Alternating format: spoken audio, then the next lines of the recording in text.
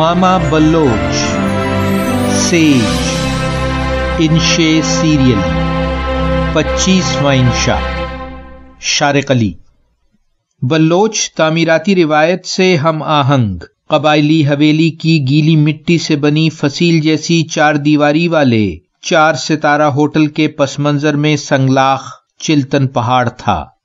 کوئٹہ کے مرکز اور کینٹونمنٹ میں صوبائی اسمبلی کی عمارت کے قریب واقع سرینا ہوٹل کی اندرونی سجاوٹ میں بلوچی ثقافت بہت نمایاں تھی۔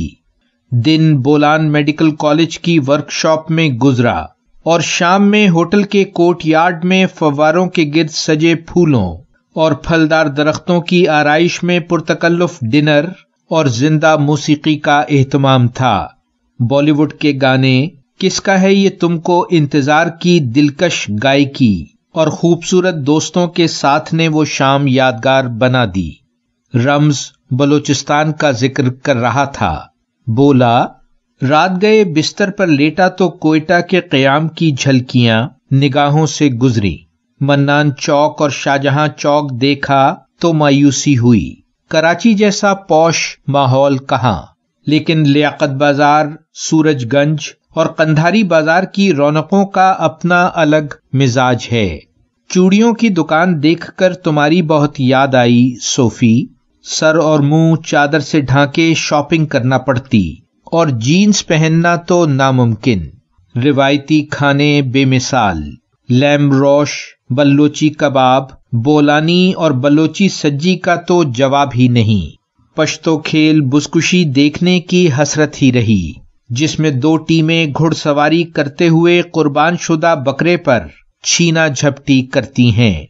پروفیسر گل بولے، کوئٹہ غالباً پشتو لفظ کوٹ سے نکلا ہے، جس کے معنی ہیں قلعہ۔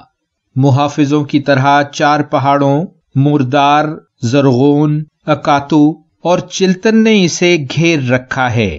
11ویں صدی میں محمود غزنوی نے فتح کیا تھا یہ شہر۔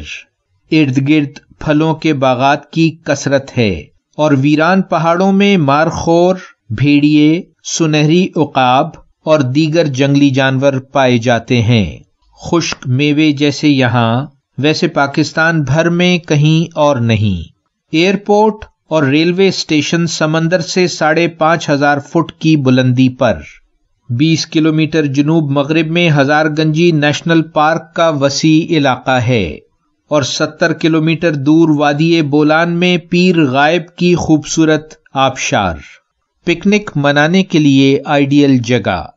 اور باقی بلوچستان؟ میں نے پوچھا۔ رمز بولا، اگلے دن فلائٹ کینسل نہ ہوتی تو شاید خشک پہاڑوں اور بنجر میدانوں کا حسن نگاہوں سے اوجھل ہی رہتا۔ کراچی پہنچنا ضروری تھا، اس لیے میزبان نے کار اور ڈرائیور کا انتظام کیا۔ قاسم اس روٹ سے بخوبی واقف تھا۔ دراز قد، بلوچ خد و خال اور باتوں کا رسیہ۔ 350 میل کے سفر میں 10 گھنٹے کیسے گزرے معلوم نہیں۔ خزدار پہنچے تو مولا چٹوک جانے کو جی بہت مچلا۔ خشک پہاڑوں سے پھوٹتے سبز پانی کے جھرنے، چٹانی صحرا میں ایک دل فریب نخلستان۔ قاسم نے بتایا کہ مولا دریا کے ساتھ جھل مکسی ریسنگ ٹریک بھی لیں تو بھی کئی گھنٹے درکار ہیں۔ کراچی دور تھا اور رات میں سفر غیر محفوظ، اس لیے جا نہ سکے۔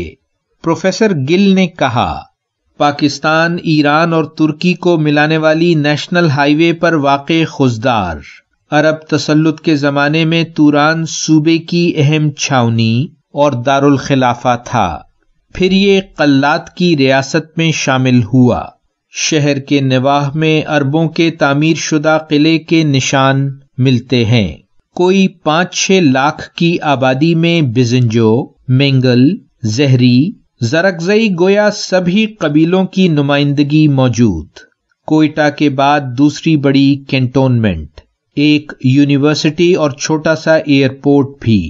بلوچستان معدنیات مثلاً قدرتی گیس سے مالا مال ہے، لیکن پورے ملک کو گیس فراہم کرنے والے خطے کی غربت جوں کی توں ہے۔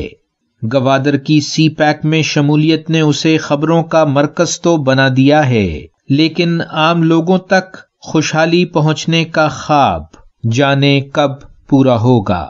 بلوچستان کا رقبہ 44% پاکستان ہے، لیکن سہولیات کی فراہمی میں لگتا ہے کہ یہ ملک کا حصہ ہی نہیں۔ رمز نے کہا۔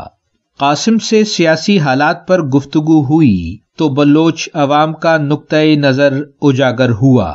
3500 میٹر اونچے زرغون پہاڑ جیسے بلند حوصلہ لوگ 72 سالہ ماما قدیر بلوچ اور اس کے ساتھیوں کو سلام پیش کرتے ہیں، جو 3 مہینے تک پیدل سفر کر کے پاکستان بھر میں انسانی حقوق کی خلاف ورزیوں اور اپنے گمشدہ پیاروں کی بازیابی کی دلیرانہ جدوجہد کرتے رہے۔